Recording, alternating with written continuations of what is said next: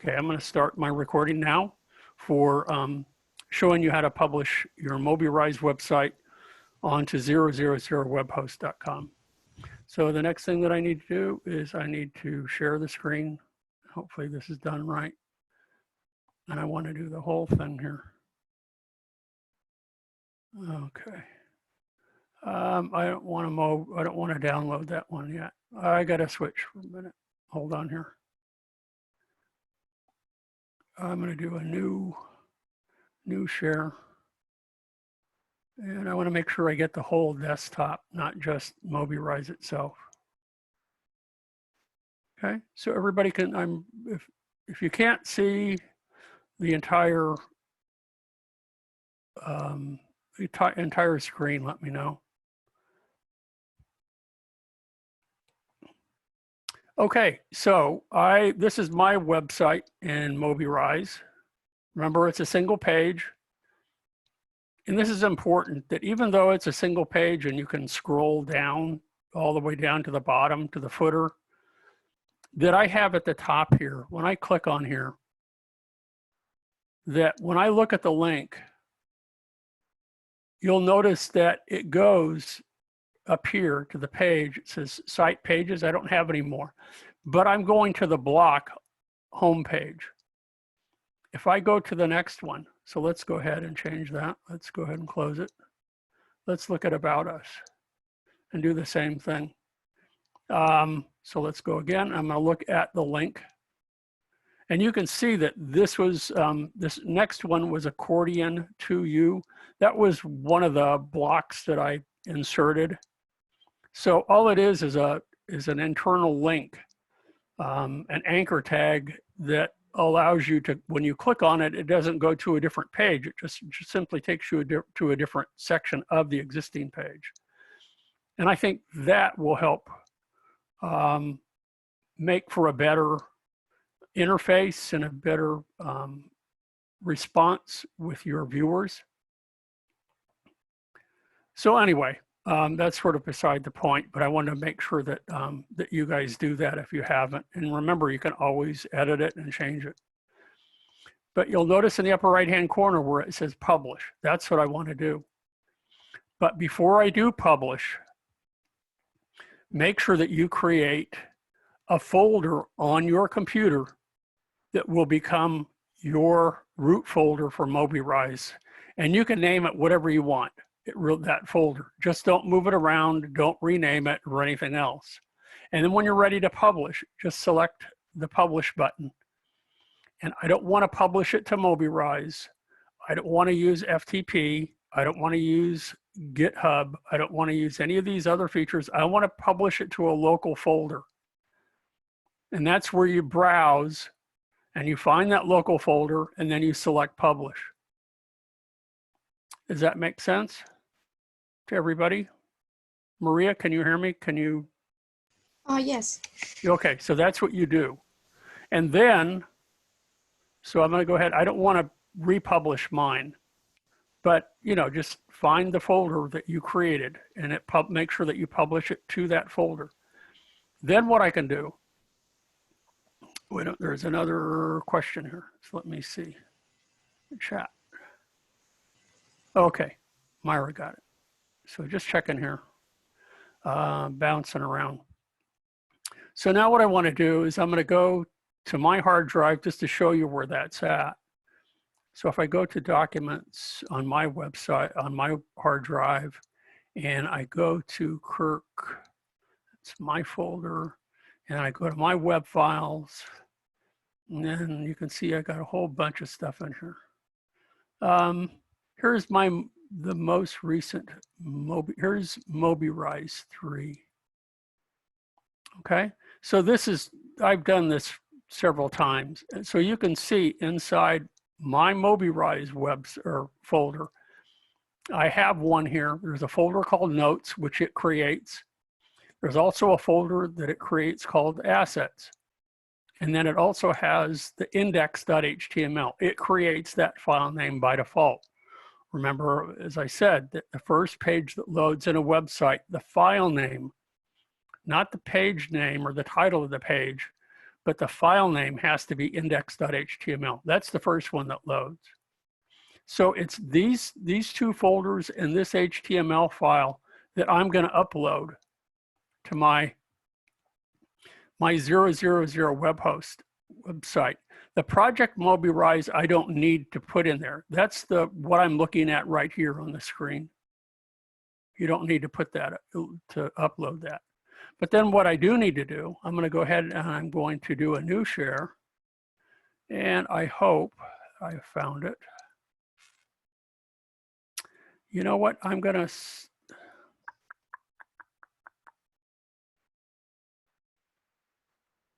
I need to stop for a minute. Hold on here. Let me stop my sharing. And let me go back to my other page to find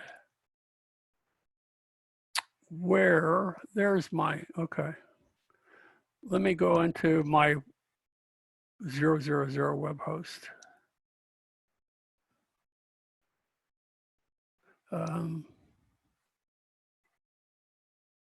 And log in. Oh, come on.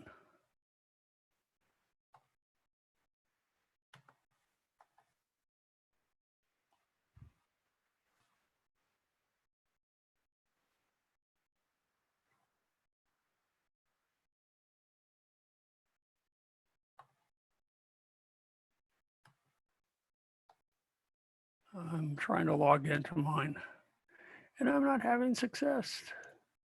There we go. Okay.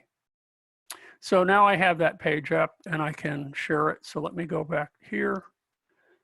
This is, you're just looking at me, I presume. And I'm going to do another share again, share screen. And let's see where it is. It's this one right here.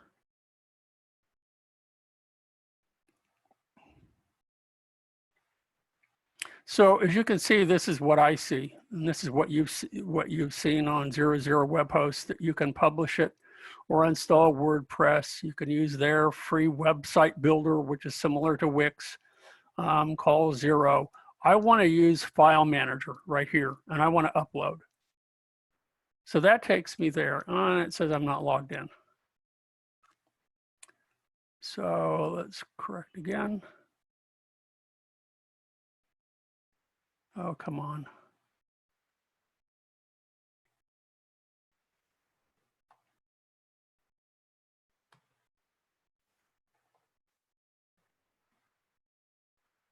It doesn't like it. So I'm going to try again. Let me do a new share. I want to make sure that the whole page is selected.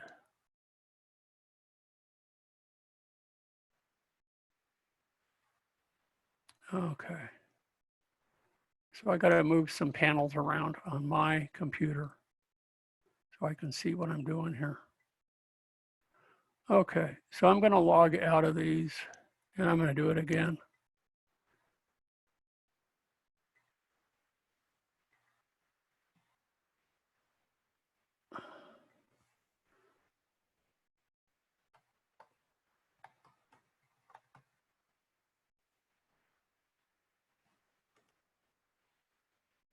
Okay, let me go ahead and try to sign in. I presume everybody can see what I'm doing. If you can't, let me know.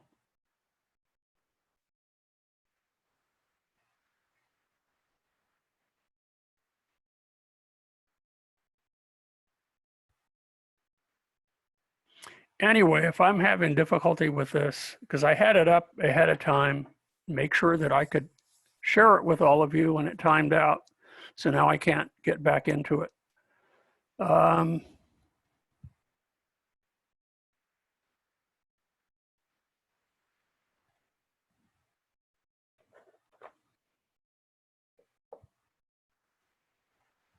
It doesn't like it. There we go. So let me go ahead and log in.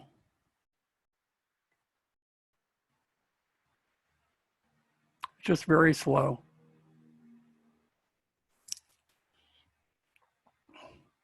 Now it takes me here. This is what I want. Now, as I said, in the past, they let me have 2 websites. So I want to click here where it says manage website. So I'm sorry that you guys are only permitted one. And then I'm going to click right here to the right where it says file manager, just like we've done before. And where you want to put your files is in your public folder. This is really, really important. So just double click on that. And you can see these are all the current files that I have in mine. But you only need those other two, so you can delete all of this. Everything except htaccess, don't delete that. But you can, in your public folder, you can delete all of this, the CSS folder, the data one, engine one, which I had for my my slideshow. Fonts, hold on one second here.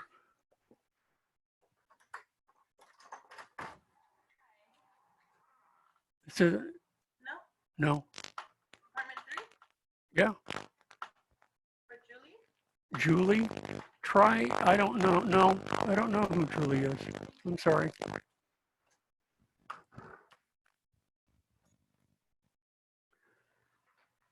Sorry, everybody. Coronavirus, lots of food deliveries, and they delivered to the wrong apartment. So back to this. So just get rid of all of this and then upload those files that I pointed to a moment ago. And just drag them into here, and it will automatically upload it for you. Does that help you, Maria? Yes. Okay. And sometimes it might take a few tries because 000 webhooks is known for being a little slow and quirky. So just like a few moments ago when I mined out, I didn't have access to it. I don't know if it's happening for everybody else, but you can like you have a weird audio right now. My audio, you can't hear my audio, or you can. It's It sounds like- echoing.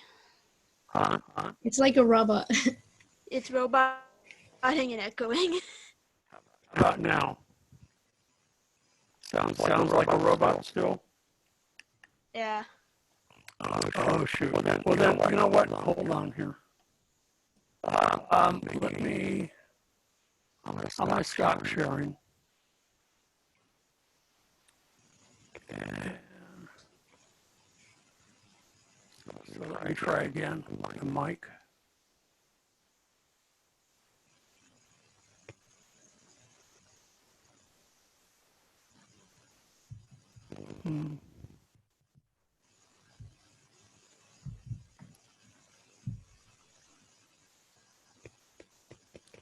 Okay, well, I'm just gonna turn this off then. Hold on. I'm gonna switch back to my, Switch. I'm gonna switch back to my built-in.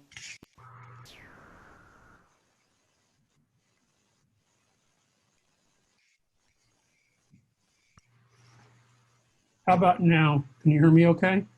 Yes. That's better? Okay. Well, I guess my headphones weren't working that great.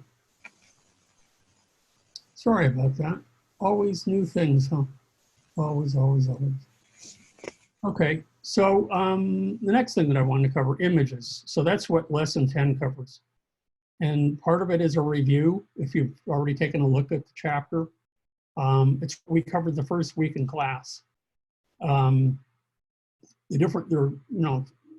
the web, you only need 72 pixels per inch. You don't need a high resolution image because it needs to be screen resolution, that's it. The three different file formats that we're using are JPEG, GIF, and PNG.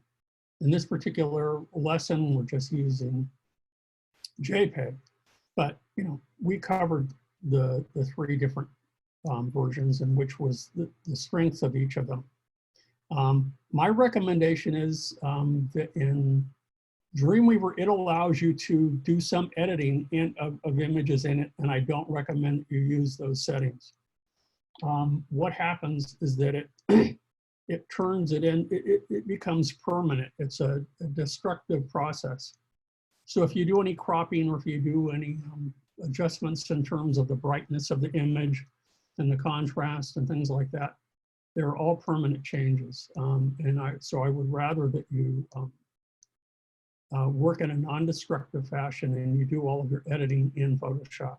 So what I'm going to do now, though, is I'm going to switch. I'm going to share my screen again, but with the, where is it? There we go. We're going to do it here.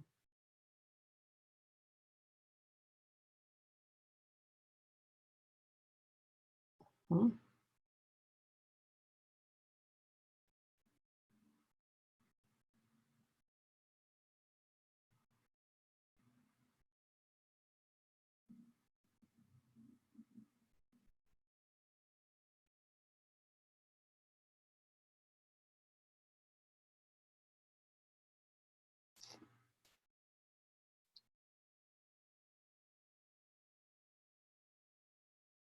Okay, can everybody see the entire screen? Yes, no? Maria, since I have, you can talk to me. Do you see everything? Yes. You do see everything. Okay, good. So there are two files that we're supposed to, another question.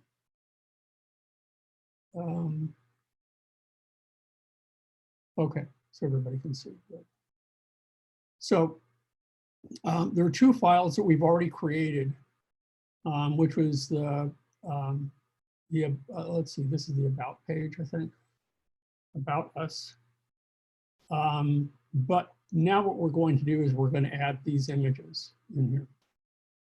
And adding images is pretty simple to do. And there's a couple of classes that we're going to add so that you can see here that they are float left and float right. So we're going to cover floats. The other part of the lesson in the news image here, and this is an important one too, this will be a bootstrap class that will be added, and it's called .image-responsive. And if we get rid of that, that's an important one, that it will no longer, depending on when we resize the screen, it will no longer fit to the proper size. But as long as we use this class, .image-responsive, it will. And that will work really nicely for us. So let me go back to our start file. And let me show you how you can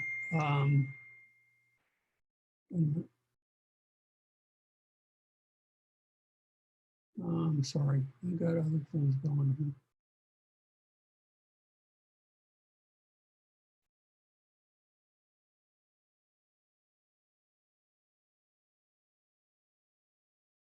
What a mess.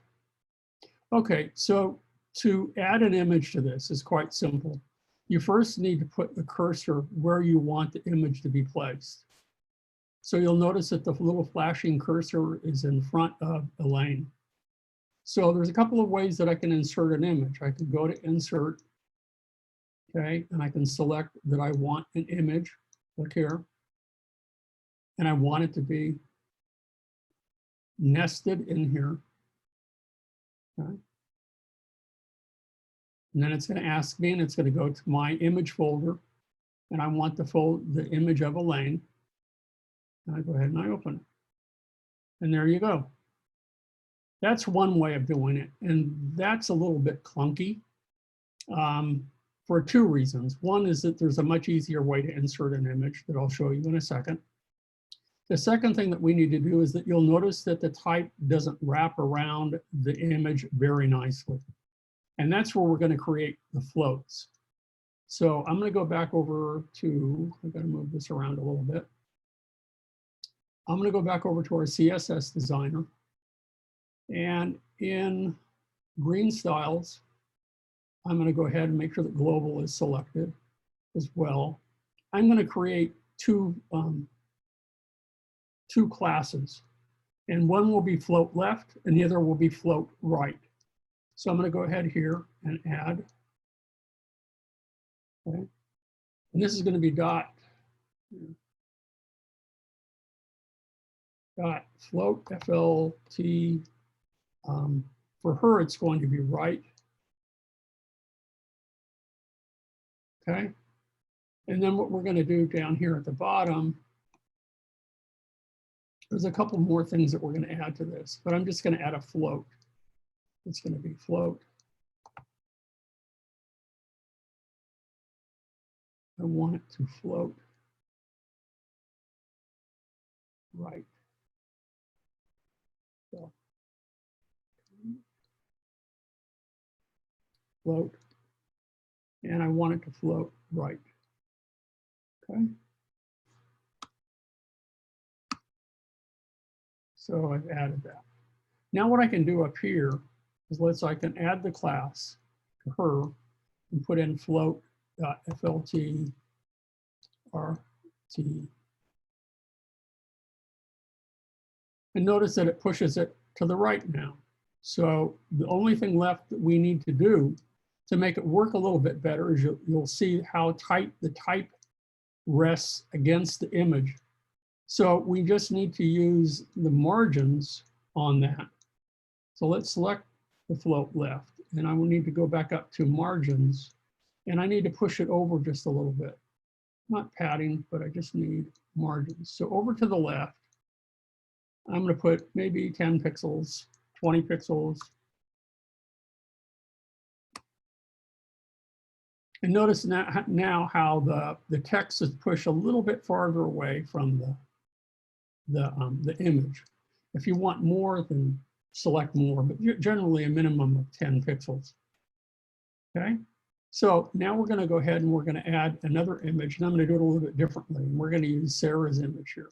So again, I'm going to click right here inside the paragraph tag, but this time I'm going to switch to design view.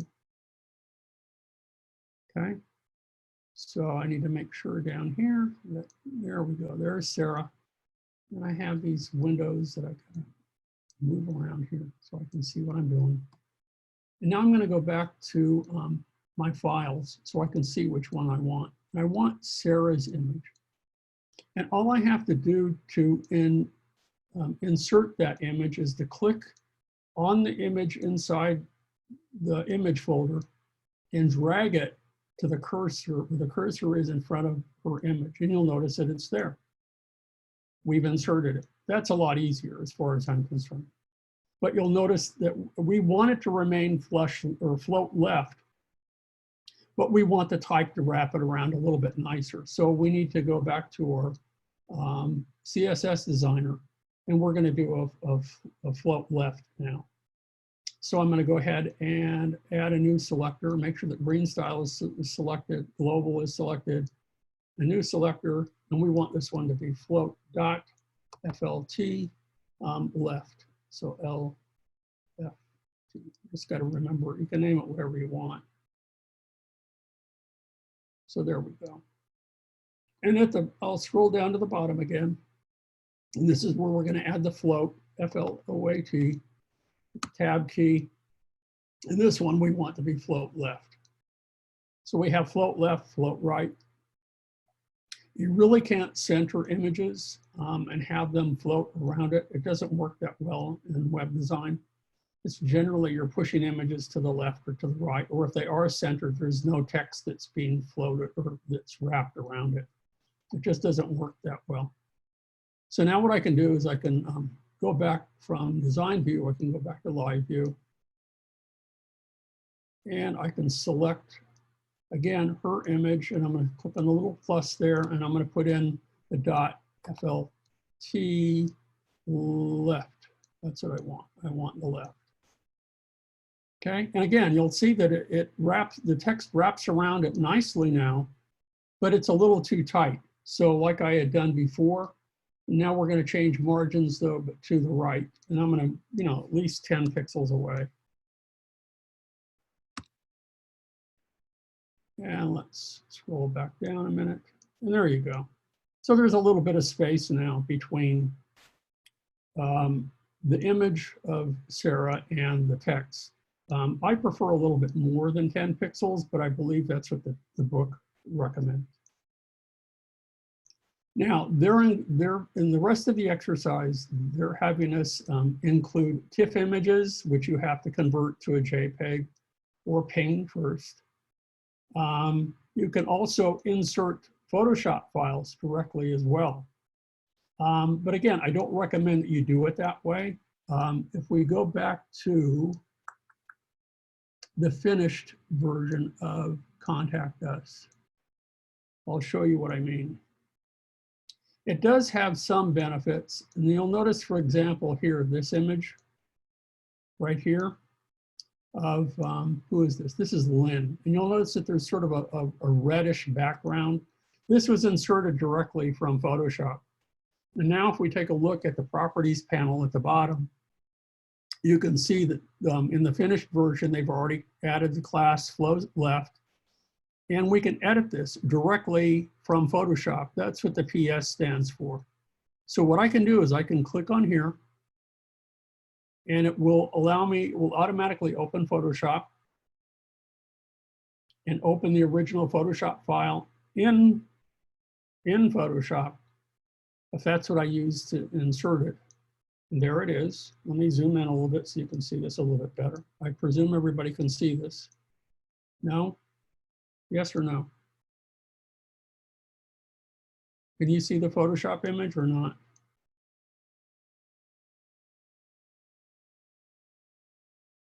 I'm going to do a new share and make sure that we can see this.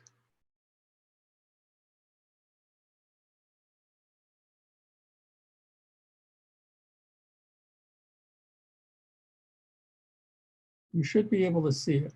Maria, can you see it now? Oh, yes, I can see. Okay. So now you can see, here's the image that I have in Photoshop. So we switched to Photoshop, we're outside of Dreamweaver. And if I want to turn on this little background image, okay, so we created a layer mask of her, and now we're inserting a nicer background image. And if I go ahead and I save it, there's my saved Photoshop file, and I go back to Dreamweaver. Hopefully everybody can see this. I don't know if you can or you can't. I'm going to go back again to make sure that I can. I'm going to do a new share. And I want to make sure that we can see that. There we go. You should be able to see everything now. So it has that same image that we had before, but notice that we updated it. So now what I can do, if I go back down to the properties window, you'll notice that to the right of the edit Photoshop, there's another little button that it says that it can update from our original Photoshop file. And when I click on that, it should allow me to update. So why isn't it?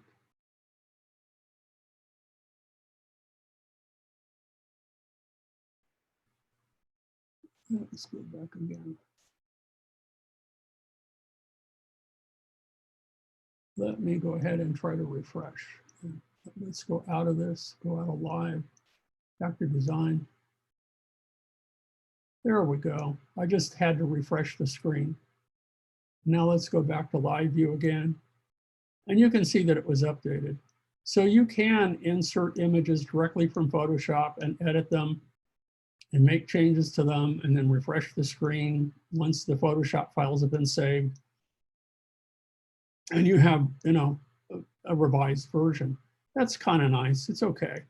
There's other things that you can do in here as well that this is what I said that I don't recommend that you do. That when I select this image, let me push this up to make sure that you can see all of this. Again, it's at the bottom of the properties panel.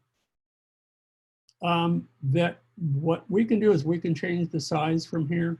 If I also switch to back to design view with him selected, that there's some other features that it allows me to change. Let me go back here and select it. And they're not highlighted at the moment, but you'll see them grayed out. Select her, there we go. If we select her, you can see that. We can crop the image, we can add brightness, contrast, we can sharpen the image from here, and you can change the size of the image. But again, I strongly recommend against using these features in Dreamweaver because they are destructive. Once you have made the edits to them, it is permanent. In Photoshop, there are adjustment layers. And so adjustment layers are non-destructive and they can be edited again and again and again for as long as you have that original Photoshop file. So that's one part of adding images to our Dreamweaver files. The other one is in the news. So let's look at that. So this is the finished one here. And the one that I wanted to focus on is this one right here. Now to insert this image, you do the same thing. But I'm going to take off, I'm going to remove this image responsive and watch what happens. Notice how the size of the image actually extends beyond the main content, you know, of our article here, and extends way beyond. And if I go ahead and I resize my screen here, it doesn't fit very well. So if I come back here, it only fits if we really stretch out the width of our screen. But as soon as I make it smaller, notice that it just doesn't fit properly. So what we have to do in place of that is we're going to go back, and this is a Bootstrap class. So all we have to do is do that, put dot responsive.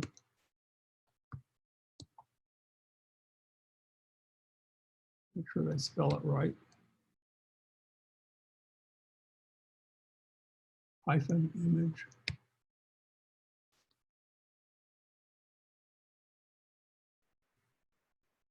Now it should fit. Let's see if we have that. Did I spell it right? You know what? Let me undo a couple times. Sorry, I did it the wrong way. So it's image responsive. So let me remove that again. So you can see how it pushes out. We'll add that again.